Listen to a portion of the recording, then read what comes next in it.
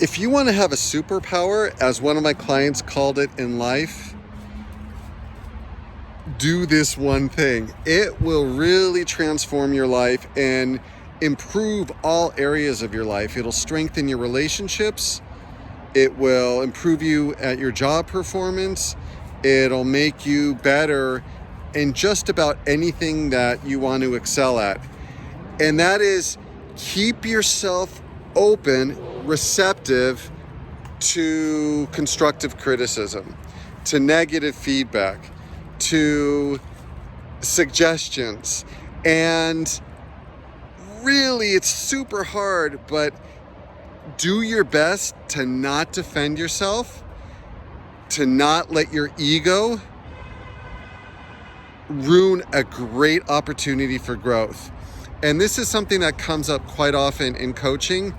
Is I have some clients that are very receptive to constructive criticism and they really excel. They fast track their growth and self-development. By the way, I'm a life coach. If you're interested, everybody benefits from it or will benefit from it. Just email me. My email address is in the description.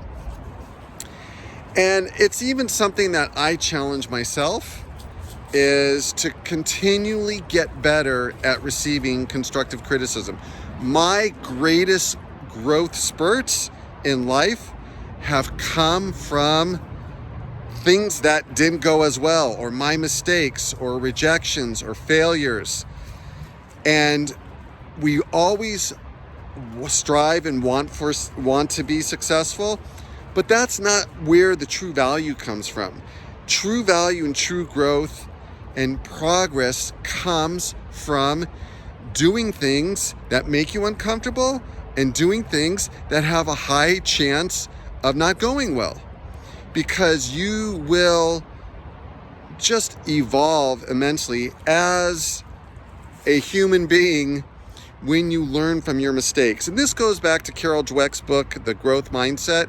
And that book was very transformational in allowing me to realize the value of actually seeking out criticism, soliciting it, asking people, hey, like when I'm in a coaching session, what can I do better? What can I improve? How can I be a better life coach to you? And building a trust and feeling this safety to be able to communicate with people in an open, honest manner, knowing that making the other person feel like they're not going to be attacked, they're not going to be judged, they're not going to be criticized because they express their honest opinion. And there's nothing wrong with having a discussion about it, but when we are hypersensitive, it really reveals our insecurity. And we like to blame the other person. Oh, the other person hurt my feelings. Especially in today's climate and culture.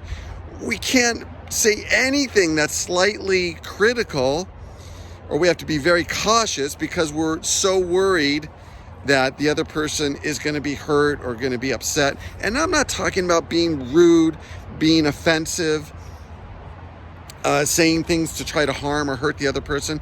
I'm talking about just speaking truthfully from your heart. And I get it, that's a fine line, but it's a line, It's a line that is liberating once you cross it, and you're not stuck in a fearful mindset saying, I can't express how I truly feel to this person. And the challenge is, or the problem really, if we don't express how we truly feel to people, what ends up happening? We just distance ourselves from them, or if they don't feel safe or comfortable to express how they feel to us, what's bothering, what's concerning them, what they'd like to address, they distance themselves, and it creates a wall in friendships, romantic relationships, familial relationships, and people will just start avoiding you, or people will just people please you, or people will just shut down and stuff it. And when we stuff things, it becomes toxic. So to have a healthy relationship, we've got to speak our voice. We've got to speak our truth, and in a way that is not going to put the other person on defensive. And so talking with words like nonviolent communication, some great reading if you're interested in it. But he talks about using words like, I feel hurt when you say this to me. I need you to respect my decision. I need you to not make sarcastic jokes at my expense when we're out in front of other people. I need you to respect my time by showing up when we say we're going to meet. Things like that, and versus saying, oh, you're rude, what you did is wrong, you're inconsiderate, you're always disrespectful. That shuts the other person down. And as you start doing this, it's a little bit scary at first, but you get more and more confident, more and more comfortable with it, and it will set you free. So I work a lot of this in life coaching, helping clients, excuse the background noise, helping clients achieve this level of confidence in being able to talk assertively, confidently, and know how to navigate when difficult situations, sticky situations, knowing how to talk to people in a way that it's going to be constructive. And it really is, as my client said, it's like a superpower. You will feel so free. It really makes things like social anxiety so much more manageable, and even causes it to just disappear. You don't feel that self-consciousness, because social anxiety, a big part of it is we don't practice socially stretching ourselves. We don't practice having uncomfortable conversations and saying uncomfortable things. And when you start doing it, you're amazed how easy it is. In the beginning, you think it's going to be hard, but it's so much worse in our mind than in reality. And it will set you free.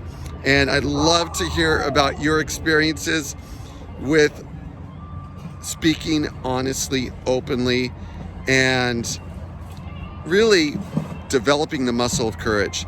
Thanks for tuning in. Subscriptions, if you like the channel, if you think this video deserves a like, please like it, and your comments are always appreciated. And if you're interested in coaching, just send me an email. Very affordable. Until next time, bye-bye.